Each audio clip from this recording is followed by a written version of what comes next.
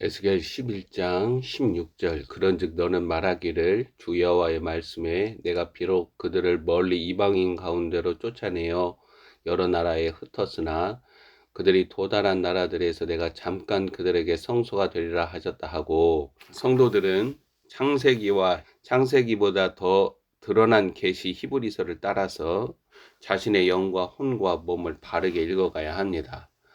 하나님의 비밀 그리스도가 내 안에 들어오심으로 내 영과 혼은 나누어집니다. 영과 혼이 그리스도의 생명으로 히브리서에 의하면 날이 선 하나님의 말씀 로고스 그리스도로 인하여 나누어져야 무릇 그리스도와 합한 자들은 한 영이라 한 생명이라 그리스도의 생명이 자라남으로 자신의 영이 강하여지고 그리스도가 거하는 자신의 영으로 말미암아 몸의 행실을 죽이는 혼과 몸을 정복하고 다스리게 됩니다. 그래서 영과 혼과 몸이 하나님의 질서와 명령에 붙들려 있는 거예요. 하나님의 뜻은 영에서 혼으로 몸으로 드러나고 오메가 시기 어린 양이 어디로 인도하시든지 따르는 어린 양의 신부로 준비됩니다. 그래서 어린 양의 신부로 준비되기 위하여 제일 먼저 일어나야 할 영적 사건이 내 안에 제단 십자가를 말하는 거예요. 십자가로 드러나는 그리스도의 비밀이 내 안에 밝게 드러나야 돼요. 자신의 혼과 자아는 마귀가 여는 창문과 같아서 반드시 성령님으로 말미암아 온전하게 다스려져야 합니다. 혼과 자아를 마지막 시기에 온전하게 다루지 않는다면 신랑을 기다리는 신부로 준비되지도 않을 뿐더러 자아사랑, 세상사랑으로 그리스도가 열어놓은 길을 걷지 못합니다. 이러한 모습을 종교 본산지로 북이스라엘의 사마리아, 남유다의 예루살렘으로 보는 겁니다. 영은 그리스도가 거하는 처소로서 마음, 혼에 하나님의 자리가 세워져야 합니다. 그렇지 않다면 이스라엘의 실패와 멸망과 같이 종교적 수분이 덮인 채로 드러나는 경건의 모양으로 결국 우상숭배를 하게 됩니다. 자사랑이 우상숭배예요. 하나님의 그리스도가 자신 안에 들어오시고 그리스도의 생명이 내 안에 자라나지 않으면 밖으로 자라나는 것은 기독교, 지상교회들의 열심이에요. 이게 유대교회 전철입니다. 이 일을 무지하고 어리석은 목사들이 부추기면서 교회 사이즈의 성장이나 성도들의 축복으로 말합니다. 그러나 세상 끝 마지막 추수에서 주인이신 하나님 아버지께서 기대하시는 열매는 아니라는 거예요. 나사렛 예수 그리스도 안에서 숨겨진 하나님의 의도와 목표가 성도들과 교회들에게 구현되지 않는다면 창세전에 감추어진 하나님의 비밀 그리스도는 알지 못한다라는 거예요. 그리스도 예수 안에 있는 속량을 믿는 나에게서 하나님의 형상이신 그리스도가 드러나고 십자가의 비밀, 십자가의 생명, 십자가의 능력이죠. 내 안에 거하시는 그리스도가 그의 생명으로 창세전에 계획하신 하나님의 목적과 뜻을 구현하는 것으로 이것을 이제는 내가 산 것이 아니요 그리스도가 그의 생명으로 내 안에 사시는 것이라 라는 말이에요. 그렇게 마지막 때를 성도들은 살아가며 신랑이신 주 예수 그리스도 앞에 자신을 준비합니다. 그것이 노아와 그의 가족들이 장래 진노하심 가운데서 믿음으로 방주를 지은 모습입니다. 오늘날 목사들과 성도들은 날마다의 허물과 죄악 이전에 2000년이 지나도록 신랑이신 주 예수 그리스도의 다시 오심을 사모하면서 자신을 합당하게 준비하지 않고 있는 죄악을 회개해야 합니다. 우리가 살아가는 이때의 비밀을 아는 자들은 반드시 이 죄악과 허물을 주님 앞에 회개합니다. 이는 자아사랑, 세상사랑, 곧 우상숭배의 죄악을 여전히 행하면서도 깨닫지 못하는 무지와 완악함을 드러냅니다. 서서히 미끄러지듯이 급속하게 타락하는 우상숭배로부터 주님은 어떻게 자신의 백성들을 회복하시는가? 세상의 정욕이나 이생의 자랑이나 안목의 정욕을 쫓아 추락하는 교회들을 성령님은 어떻게 다루시는가? 이를 에스겔서 8장에서 11장으로 읽을 수 있습니다. 단언하지만 하나님의 계시, 곧 창세전에 감추어진 하나님의 비밀인 그리스도가 내 안에 드러나는 그리스도의 생명이 실체로 나타나는 길 외에 회복의 길은 없습니다. 교회들과 성도들은 에스겔서 8장에서 11장을 거치면서 회복이 됩니다. 그리고 회개하고 온전하게 자신의 전부를 다시 오시는 주님께 내어드립니다.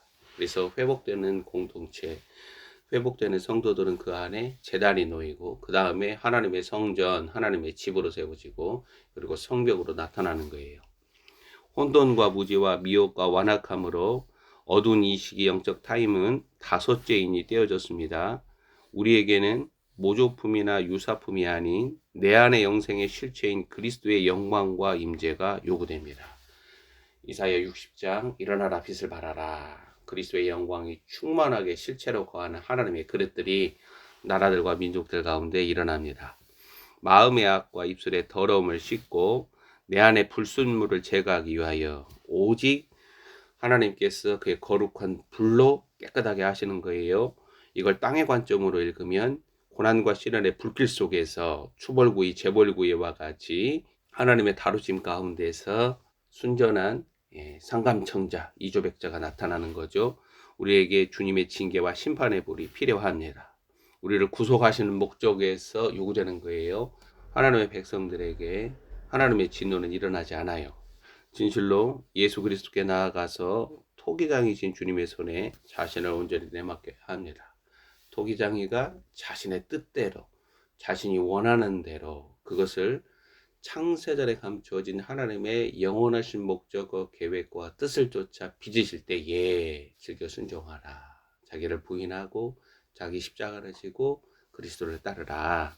자, 8장에서 에스겔은 숨겨진 은밀한 만성적인 유다 예루살렘의 죄악과 우상 숭배를 알게 됩니다.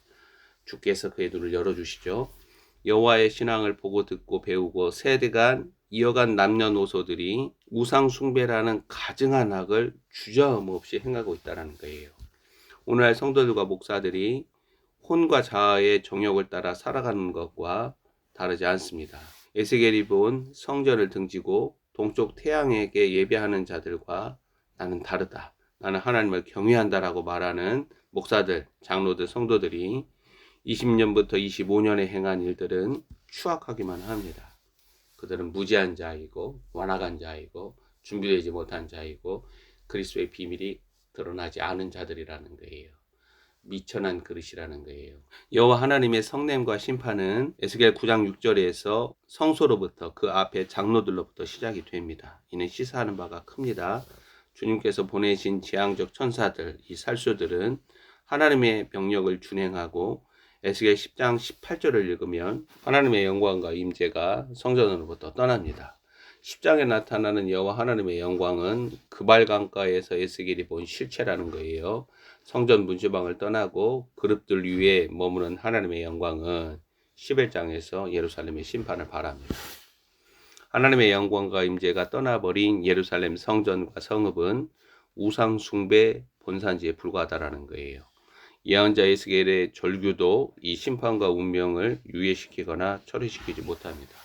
이 가혹한 칼의 심판이 끝난 후에 에스겔서 11장 14절부터 21절에 회복이 나타납니다. 주 하나님을 향해 다시 설 수 있는 길이 하나님의 철저한 심판의 화마를 거친 후에 가능하다라는 메시지가 작금의 대한민국이라는 성읍과 그 땅에 거하는 지상교회 남녀노소가 들어야 할 하나님의 음성입니다. 에스겔서 11장 16절 17절에 나타나는 회복과 19절에서 21절에 언급되는 이 회복 사이에는 분명하고 철저한 우상 숭배의 근절이 요구됩니다. 18절 그들이 그리로 가서 그 가운데에 모든 미운 물건과 모든 가증한 것을 제거하여 버리라. 그리고 19절에 내가 그들에게 한 마음을 주고 그 속에 새 영을 준다. 돌 같은 마음을 제거하고 살처럼 부드러운 마음을 주어서 20절에 내 율례를 따르며 내 규례를 지켜 행하게 한다.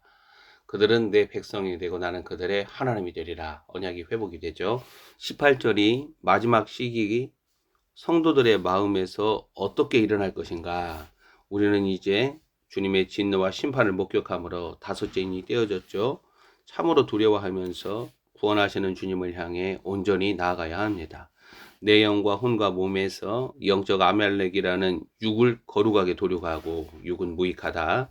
하나님의 자리를 찬탈하는 우상숭배, 이 자아사랑, 세상사랑, 그 정욕과 탐심을 끊어내는 일이 비로소 일어나게 된다는 거예요. 심판의 화마로 정결하고 새롭게 되지 않는 한 회복은 없습니다. 부흥은 없어요. 하나님은 에스겔서 8장, 9장, 10장, 11장 여기에 나타난 원리를 쫓아 하나님의 백성들에게 거룩한 부흥을 주십니다. 이는 구약교회, 신약교회 동일하게 나타나는 하나님의 방식과 원리입니다.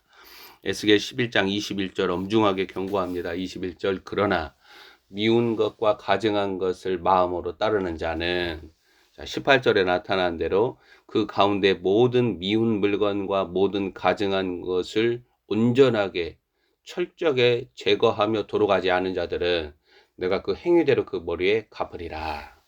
이 모습을 우리는 9장 그리고 11장에서 목격하게 됩니다. 그리스도 품속에 있는 교회는 머리이신 그리스도의 고난이라는 영광의 몸으로서 함께합니다. 주님이 다루시는 손길에서 성도들은 순수함과 성결함을 다시 얻습니다. 신랑이신 그리스도를 향한 일편단심적 순종과 헌신이 그리스도의 영광을 만물 가운데 빛으로 즉 생명으로 밝히 드러낸다라는 거예요.